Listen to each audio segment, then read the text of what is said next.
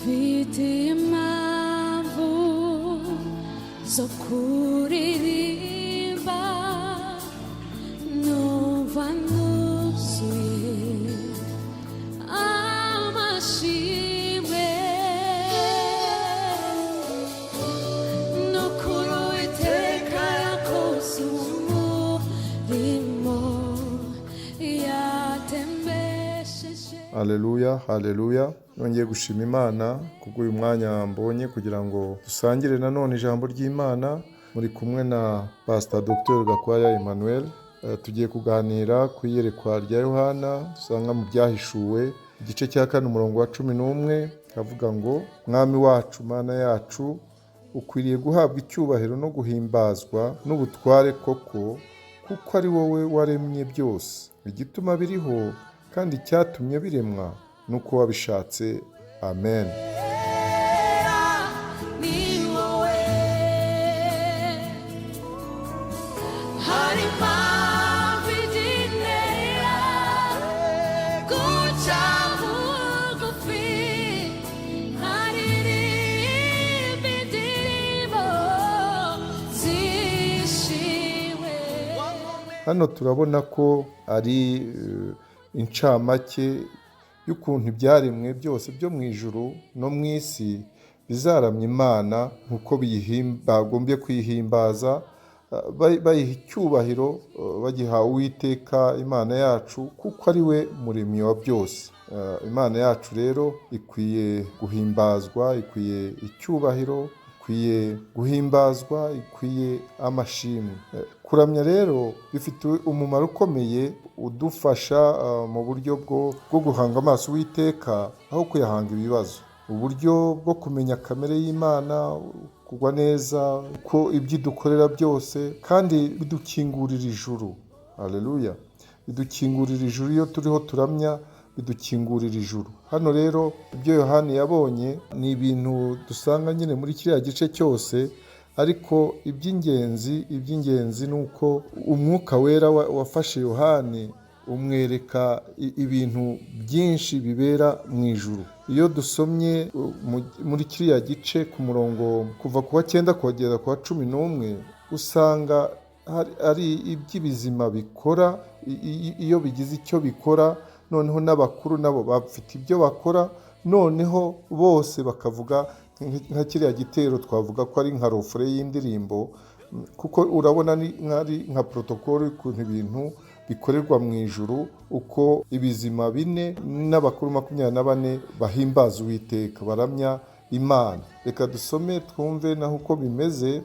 Ngo ibyo bizima bihaye yicaye kuri ya ntebe ihoraho iteka ryose icyubahiro no guhimbazwa n'ishimwe, bakuru 24 bikubita imbere yicaye kuri iyo ntebe bakaramya ihoraho iteka ryose, bakajugunya amakamba yabo imbere y'iyo ntebe bavuga bati, ya rofure wa murongo turiho twiga uvuga ngo Mwami wacu Mana yacu, ukwiriye guhabwa icyubahiro no guhimbazwa n'ubutware koko, kuko ari wowe waremye byose, igituma biriho kandi cyatumye biremwa nuko wabishatse. Mbese muri makeya iyerekwa bitereka ikigiye gukurikira nyuma y'ibi ngibi, kuko Imana hari ibyo yari ifite mu ntoki, nibyo bijyanye no guca urubanza. Igitabo cyari gifatishijwe ibimenyetso.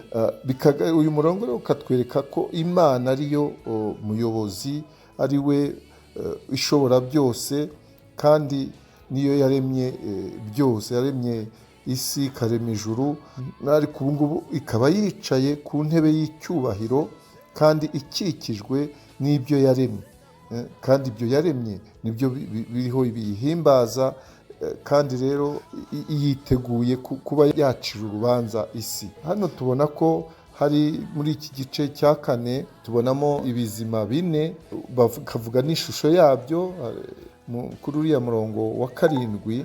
Icyambere umurongo wa 7, icyambere nuko ikizima cya mbere gisa n'intare, icyambere gisa n'intare.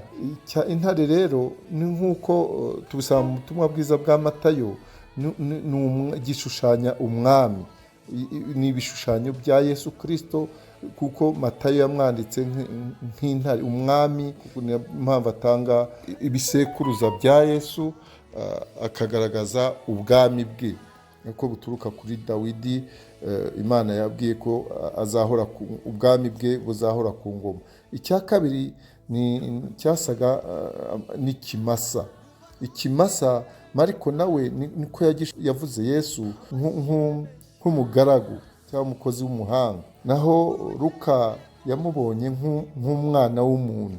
Noneho Yohana amuvuga mu butumwa bwiza amushushanya, amwerekana nk'ikizu kiguruka. Ikizu rero gishushanya umwana w'Imana. Ibi rero iyo ibizima, ibyaremwe byose bihimbaza kwera kw'Imana no guhoraho iteka ryose, nicyo biba bivuga muri uriya murongo. Kandi dusanga ko ntabwo biri muri uno murongo wa 11 gusa uko Yohani abigaragaza biramya biriya byose. Nagira ngo rero dusoza tubone ko aricyo abera niba twarakijijwe, igisigaye nuko tuzaba turi mu ijuru duhimbaza Imana, kuko n'abariya bizima 24 bavuga ko 12 ari imiryango ya Isirayeli yo mu isezerano rya kera, noneho indi 12 bakaba bahagarariye abakijijwe mu isezerano rishya.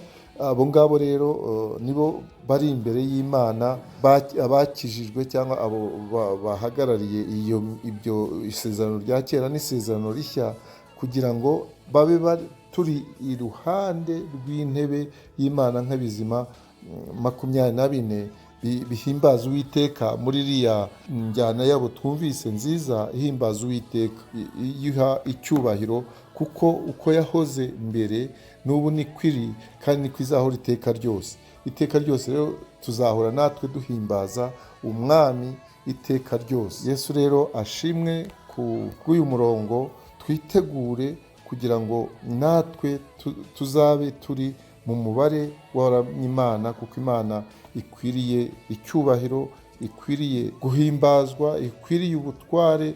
Uwiteka rero ahabwa icyubahiro, kugira ngo ubwo yadutoranije natwe tuzabe turi mu mubare w'abayihimbaza. Uwiteka abane natwe muri byose, kandi Yesu abaho umugisha mu izina rya Data wa twese n'iry'Umwana n'iry'Umwuka wera. Amen, amen, amen. Amen.